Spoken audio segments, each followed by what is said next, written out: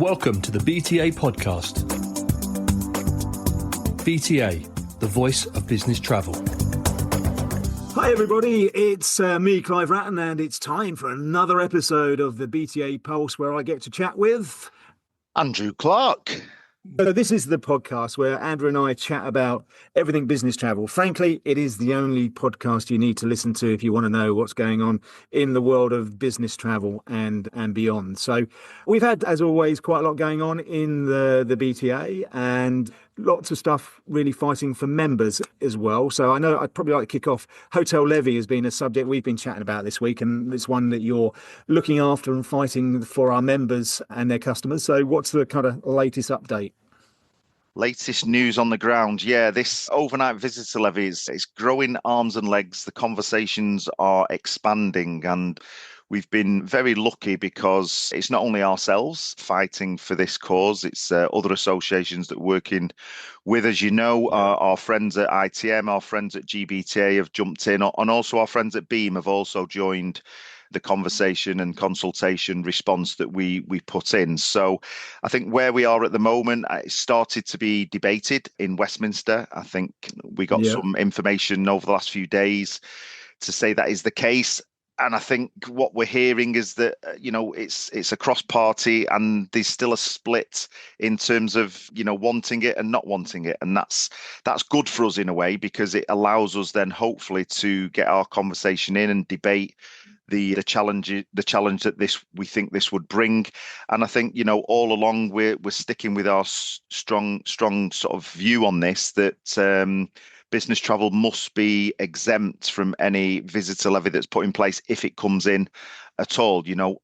Other associations have also put their cases across. We speak to UK Hospitality, we speak to UK Inbound, and those organisations, they're also pushing back against this. So it's really important that as one voice from an industry perspective, we're singing from the same hymn sheet, but I think we have a little card up our sleeve with the business travel element of it, because, all the MPs and everybody in and around the Westminster halls all travel on business, and they all travel around the UK. So the cost burden on the sector, the cost burden on the economic cost for corporate businesses, if this was to come in, is quite significant and huge. So we'll continue to do that. And I think over the next week, we'll start to reach out to those MPs that are part of this debate and conversation, and certainly the local metro mayors, where some of the key levies are already in place in those cities. Yeah.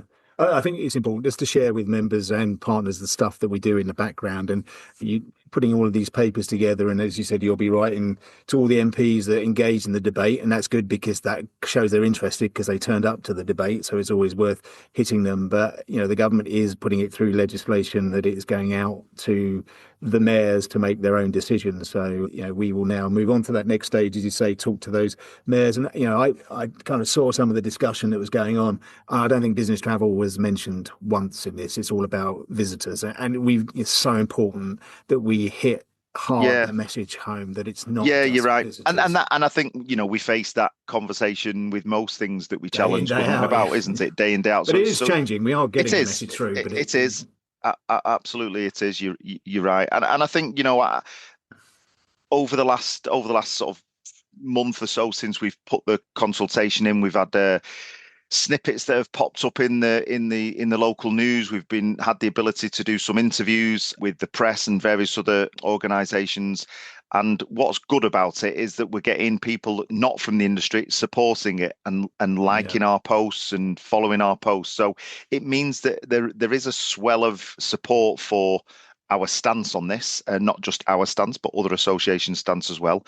And I think we just have to keep fighting the good fight and keep pushing that message across until the government hopefully sees sense, but certainly come to, if it does come to a conclusion and we do have some visitor levy put in, I think the key thing for us is that goes the way of a charge per night rather than the percentage charge that is being highly talked about, and certainly we know in Scotland has started to be implemented, which would be a complete nightmare for our business travel community. Yeah. And I think that people maybe don't realise what lobbying is about. It's a long game. and you have to chip away, and you have to keep saying, and you have to accept that the levy will come in, but it's about how you fight to get it in a format that you want. I mean, clearly we'd like it not to come in, but you have to be realistic. We know it will come in, and this is what we do. And data-led professional responses, and keep chipping away until we get some kind of feedback and response, and every victory is a small one. So I know when people go, well, what does the BTA do? Well, it takes a lot of time and effort and work to keep finding those messages, getting the data, sending the messages in, having the conversations with MPs, but we won't ever give up, because it will impact our members and their customers, because it will take money out of travel budgets, which flows right down the system. There's less money to spend, less business to be won, and doing the business in the UK becomes increasingly expensive, which exactly brings us on to the next subject. Well, just before you move on, Clive, it's perfectly timed that all this activity around the UK visitor levy. We've got our meetings, accommodation, and events conference coming up on the 16th of April, and as well as that topic of conversation, we've got other things that certainly our members and our hotel partners are extremely interested in. There's been a lot of noise around hotel safety recently in the press, and we've been speaking to our hoteliers and our hotel partners to get involved in this conversation, which they are more than happy to do. We talk about contract versus delivery, really important side, especially when you're doing these big events. And we look at some of the trends and forecasting. We'll look at rate loading. So everything that we're doing in that event on the 16th of April, it's at the Cumberland Hotel in London. It's all around it being interactive and having real good, honest and open discussions with our suppliers, with our OBTs, with our tech providers, and with our hotels and TMCs. So if you're a member, if you're a partner, then please come and join us. And it's in conjunction with Beam. So anyone that's listening that is part of Beam can also come along and take part. And we've got some great speakers lined up, all finalised yesterday. So I'm really looking forward to this one. I think we've got some great sessions that will have people being a bit more educated about what's going on in the industry, but also hopefully walking away with a few things they can take back into their day-to-day roles and speak to their clients about. Yeah, I think it's important just to mention that anybody can come along with this, even just to learn and hear about what's going on in the industry. If you're an account manager or frontline staff member and you can get along, it's vital, because can only help your customers at the end of the day. So don't feel like you have to come along and contribute in the sense of speaking. Come along and listen and learn and network as well with your colleagues. So a good event coming up, and a great location as well. I like the Cumberland, very nice hotel in London, centrally located. So we said, what else are we talking about? And 1st of April is around the corner, April Fool's Day. So I'm sure April, unbelievable. Who chose that day, Clive? Who chose that day? Well, yeah, I wonder. But APD goes up on the 1st of April, which was agreed some time ago. And we have just raised the point again, just as to the impact and the cost of flying out of the UK, or in fact, doing any business in the UK, following on top of the levy. So we've done a little bit of a campaign around that. We pretty much know, and somebody said to me, well, there's no point, it's not going to get removed. No, we know it's not going to get removed, right? But we have to keep raising it. We have to keep profiling it. We have to ask for change.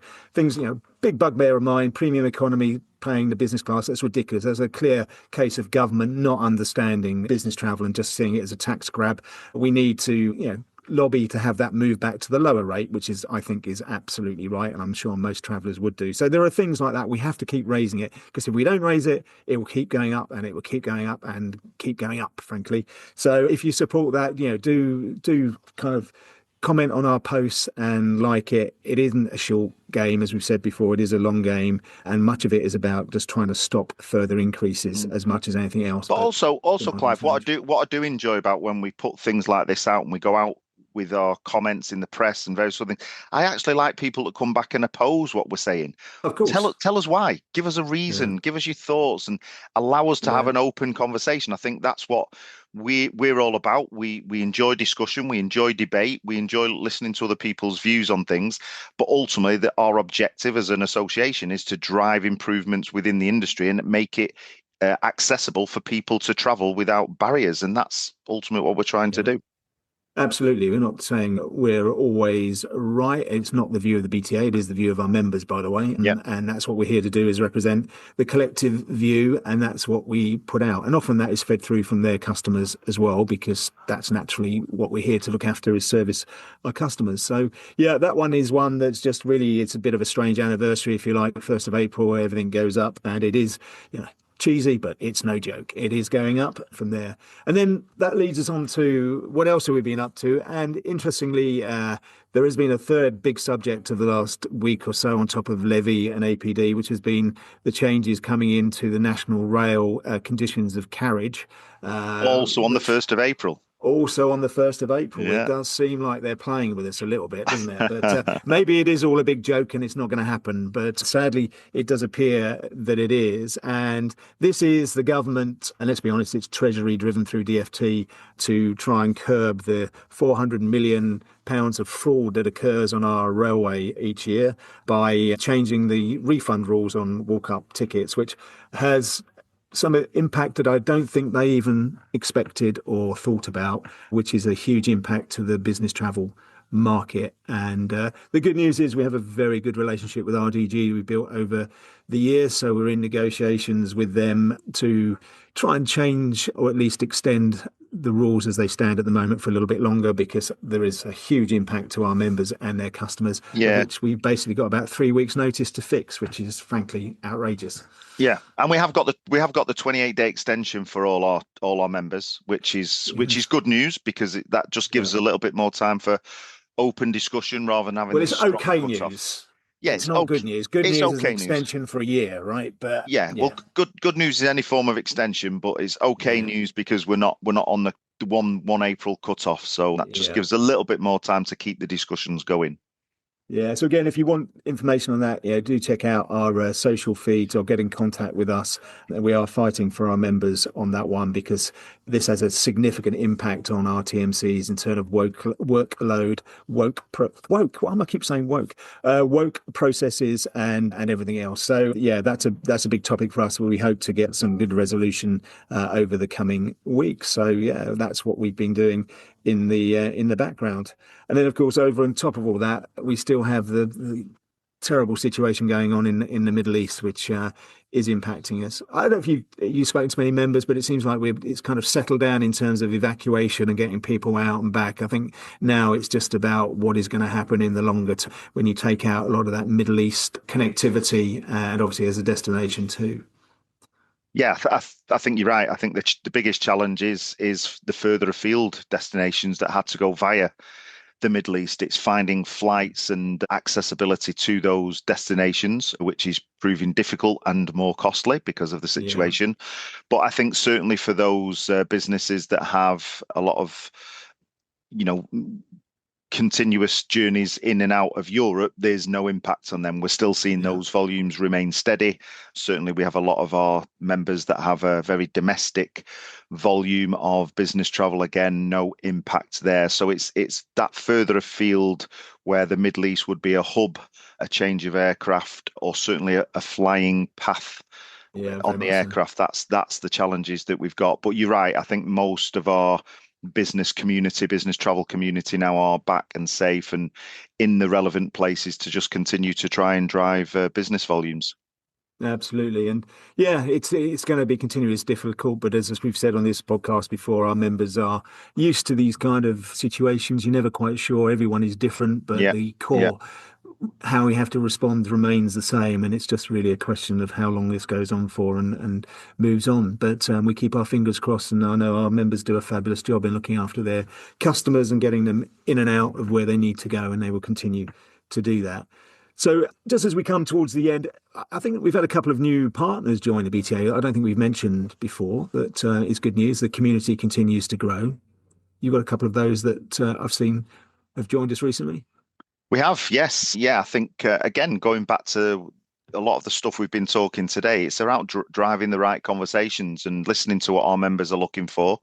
In fact, we've just got a survey out at the moment to our partners that is really sort of asking them their opinions as well, because we hear from members a lot. Ultimately, that's what kind of drives a lot of our activity, but it's also good now and again to reach into our partners and make sure we're aligned with what our objectives are, and also they're on board with it, right? Because they feel they will feel the need to also play a part in that and drive some of the conversations and help with some of the information. So we've had Embers join us recently. We've had Travel Fusion join us recently. And both of those are well known to the TMC community. We've had eHotel just join us, and we've had Pliant join us as well. So, people are wanting to be part of the conversation. Our partners are now looking to us to help drive conversations with our members, conversations that help improve processes, efficiencies. Lots of talk around AI, card payments, and various other topics in the industry. So the more partners that want to come and be part of the conversation, we're more than happy to have the conversation with them. Yeah, excellent. And welcome to all of those. I look forward to meeting them all very soon. So there we are. We're at the end of the podcast. We've talked about quite a lot of real big issues that are happening in the industry and what the BTA is doing on a day-to-day basis to fight and for our community and our sector. And we're heading into Easter, which means it is a bit of a quieter period, as it always is, a couple of 4 days weeks. Nobody ever shuns those. That's an excitement, which means we don't have too many events coming up. I think the next one is the accommodation one you were talking about earlier. So it gives us time to focus on things like the levy and the rail industry issues that we're facing to get done. And couple of podcasts to look out for. We like to do them. We've got our Gen BTA Live, which is at the end of April. So for those that are interested in that, that's up in Manchester. So as we always say, go to the website. Our events page is up to date. The registration links are open, and if you want to, as Clive said, if you want to come along, listen in, educate yourself, be part of the conversation, it's totally up to you. But join in. That's the kind of key message that we push out to our membership. Yeah, that's very true. Please do come along. And also, just a quick plug, as we'll do on every podcast, our autumn conference to take place in September down in sunny Spain. Registration is open. Yeah. You and I, we're not sharing too much at the moment, but we've agreed the content, I think, pretty much. We've got some speakers lined up and we'll start announcing them. But just do get on there. And if you have a place as part of your membership or partnership, which you do, make sure you register. If you don't, we have some fantastic early bird offers on there for additional places. And we'll be revealing more about what we've got planned over the coming weeks. So do look out for that. In the meantime, I guess it's time to wish you a fabulous weekend and Easter, because we won't do another podcast until post-Easter, I think it is. And we'll be back very soon to catch up. So thanks for listening. Thanks for your support. And it's goodbye from me. And it's goodbye from me.